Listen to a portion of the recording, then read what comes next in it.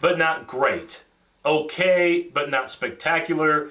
Decent, but not fantastic. Those are three ways I would describe the 2009 edition of the Missouri Tiger football team. Last season, Mizzou, on one hand, even though they didn't three-peat as Big 12 North champions, did finish second in the division, won 8 games, and got to a bowl game. Not bad when you consider that they had big shoes to fill, losing Chase Daniel, the quarterback, as well as All-American tight end Chase Kaufman, and their all-everything receiver, as well as kick returner Jeremy Macklin.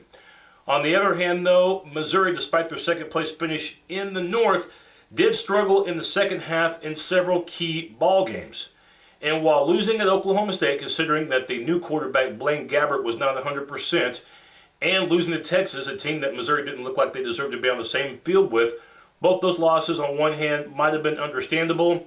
Losing to Baylor at home without all-everything quarterback from Baylor, Robert Griffin, and losing to Navy at the end of the year by 3 touchdowns in the Texas Bowl, those losses were completely embarrassing and unacceptable. And then even the fourth quarter debacle against Nebraska, nobody saw coming. No shame in losing to Nebraska, but the way Missouri lost to Nebraska, they knew that they let one get away, leading 12-0 entering the fourth quarter, only to give up 27 unanswered points at home on national television. Ouch.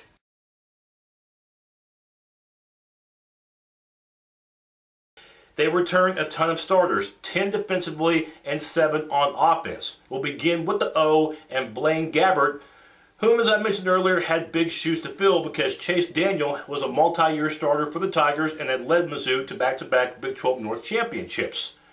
09, even though Missouri didn't win the North, Gabbert, statistic-wise, had a nice year, completing over 58% of his passes, which was second best amongst Big 12 quarterbacks. Only Texas Tech was higher.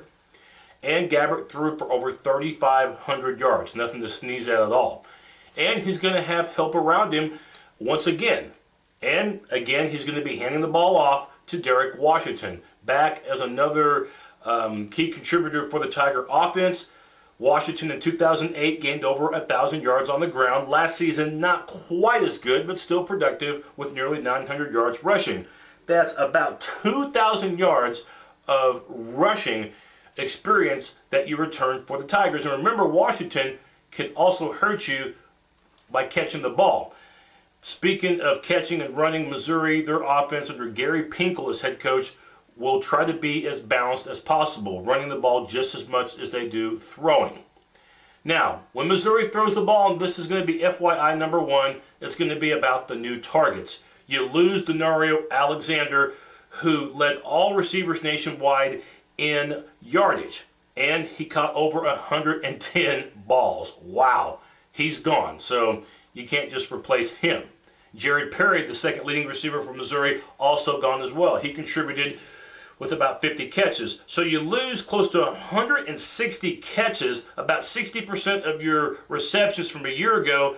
It's not just as easy as losing 2 guys and then plugging 2 guys in and say, okay, do what Perry and Alexander did. It's not going to be that easy. But 2 guys who hope to contribute as much as they can is going to be Jarrell Jackson, whom last season caught about 35 passes. He could be the main guy, or could it be Wes Kemp, who's the only returning starter for Missouri on the receiving side.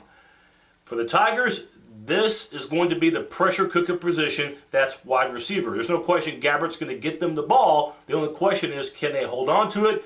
And what can they do after the catch? That's why Alexander was such a special player for the Tigers, because of what he could do after the catch. Incredible acceleration. You know you're not going to get the same type of production from both Kemp and Jackson. You're just hoping that they could be serviceable and will help out Gabbert as much as possible.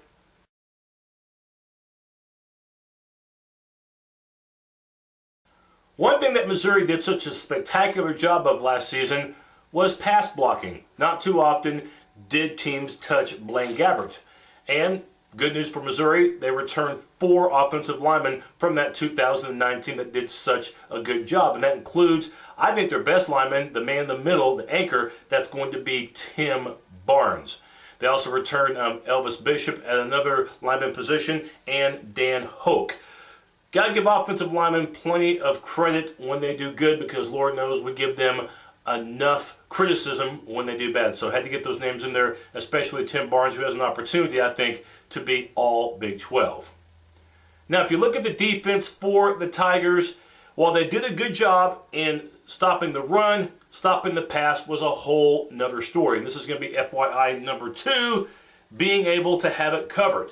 Last season, Missouri gave up over 250 yards of pass yardage per game. That won't cut it in the Big 12. That was second worst amongst Big 12 defenses. So you know they got to shore that up. You would think that returning 10 starters would be a good thing, but is it really a good thing if that pass defense, by and large, was getting burned on a consistent basis? Kevin Rutland, though, a contributor last season, definitely as far as stopping the run, as far as tackling, but they're going to expect Rutland, Missouri, will be to be a better cover guy. We'll have to wait and see on that. Now, you're not going to replace a guy like Sean Witherspoon, the only starter that you lost last season, but he was an All-American, picked very early in the NFL draft by the Atlanta Falcons. So, who's going to be the vocal leader for Missouri? I think it's going to have to come from defensive end Aldon Smith, who's probably your best returning starter on defense. Last season, Aldon, as a redshirt freshman, did spectacular. 11 sacks, and this is, again, a conference known for terrific defensive ends like Pierre Allen of Nebraska, and, of course, we can't forget about Jeremy Beal of Oklahoma. Well, Aldon Smith is comparable to those guys. Very quick, very hard to block, gets in the backfield a lot, and you figure if you can get contributions from Aldon as well as from other players on that defensive line for Missouri, that's going to do nothing but help the secondary.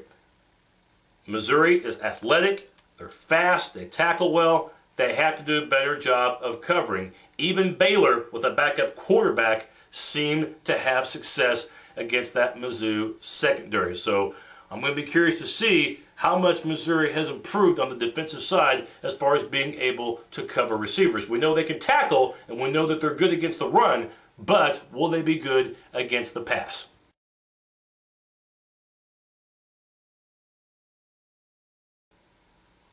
And finally, FYI number 3 for Missouri. Being able to finish off games, in the Tigers last season lost 5 ball games, and the second half was a big reason why, because the offense simply disappeared. Trivia question. Do you know how many combined points Missouri scored in the second half of their 5 losses? Remember, we're factoring 10 quarters because we're factoring in the second half times 5. How many combined points did Missouri have in the second half of their 5 losses? You might think 30. No. You might think 20. You'd have to guess again. The answer was an embarrassing 11 points. And in 2 of those games, they were blanked in the second half. Total of 3 field goals and 1 safety in their 5 losses when it came to the third and fourth quarter. And we mentioned earlier the Nebraska collapse, in which they didn't score any points in the fourth quarter of that game, losing 27-12 after leading 12-0 entering the final stanza. I don't know if it's lack of conditioning. I don't know if it's getting a big head. I don't know if it's bad coaching that leads to Missouri in 2009 having bad second halves. You got to be able to finish off games. If they could have done that last year, you're looking at a 9-3 season at the very least. The Nebraska game last year, even though Nebraska played well in the fourth quarter, Missouri probably felt it was a game that they let get away. Finish the games off, and you're going to be looking at a better 2010 than what you saw in 2009. There's simply too much experience for the Tigers on the offensive and defensive sides to expect any less than a 9-win season. And one other subject to mention that's of importance, that is special teams. And Missouri should have a valuable weapon in this department.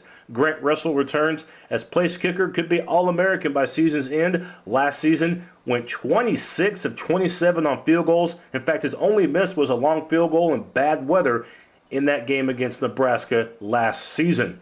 Russell should be vital for Missouri.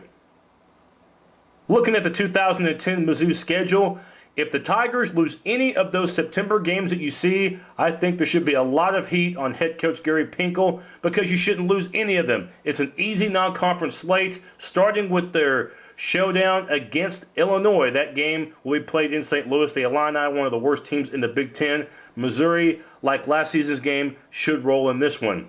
And then I have wins the following 3 weeks, all the games at Farrett Field, McNeese State, San Diego State, and Miami of Ohio from the MAC Conference. The Big 12 opener should be a win, hosting Colorado. Last year, Missouri won big in Boulder. The next 4 games will be the major test for the Tigers, and there's no off weeks in between. At Texas A&M, and what could be the battle of the best 2 quarterbacks in the conference, Gabbert of Missouri and Gerard Johnson of A&M. Either or, it'll be a tough game for Missouri, though, because of the environment at College Station. October 23rd, a home showdown against a team that they can never seem to beat. That's Oklahoma. They haven't beaten the Sooners in the Bob Stoops era. But because Oklahoma's had difficulty on the road the past few seasons, you cannot rule an upset out, either or in that one. October 30th, at Nebraska in a game that could decide the Big 12 North Championship. Last year, we documented it. Nebraska with that big 4th quarter in coming back to beat Missouri.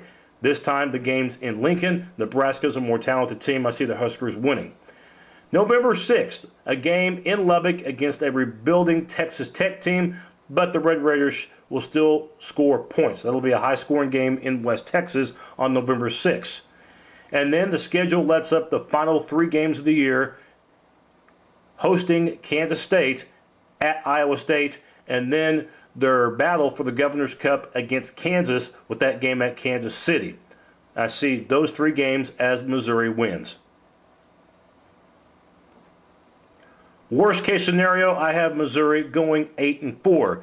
There's way too much experience back, and the non-conference schedule is easy enough to expect anything less than 8 wins. 8-4, of course, I'm saying 8-4 if they cannot win at those 2 Texas schools, if they can't beat Oklahoma, and if they lose at Nebraska. Best case scenario, believe it or not, Missouri could go 11-1, and I know that's kind of hard to picture, but A&M, you have to remember, has issues on defense, and Texas Tech is in a rebuilding stage. Missouri's going to be more experienced.